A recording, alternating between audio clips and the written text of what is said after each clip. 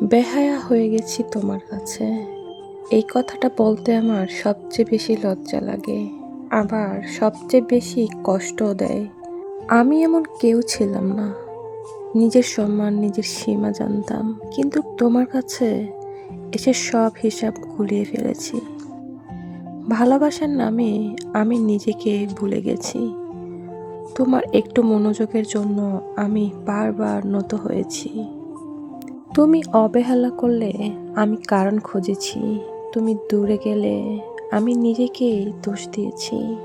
যেখানে থেমে যাওয়ার কথা ছিল সেখানে আর এগিয়ে গেছি, না ডাকলেও এসেছি, না চাইলেও থেকেছি।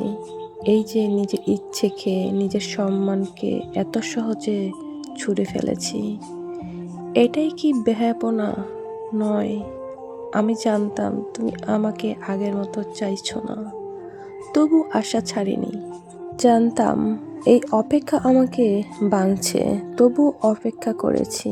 তোমার এক লাইনের কথায় সারাদিন বাঁচার শক্তি খুঁজেছি, আর তোমার নীরবতার রাতের পর রাত নিঃশেষ হয়েছি, তবু তোমাকে ছেড়ে যেতে পারিনি। আজ বুঝি বেহায়া আমি ভালোবাসার কারণে হইনি, বেহায়া হয়েছি নিজের ভার বা ছোট করার কারণে।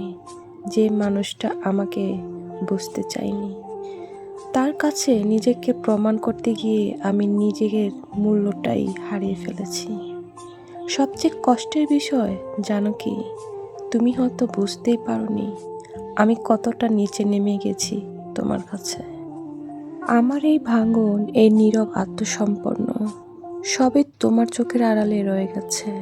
আজ নিজেকে আয়নার সামনে দাঁড়িয়ে কথা বলি, আমি এমন হওয়ার কথাই ছিল না।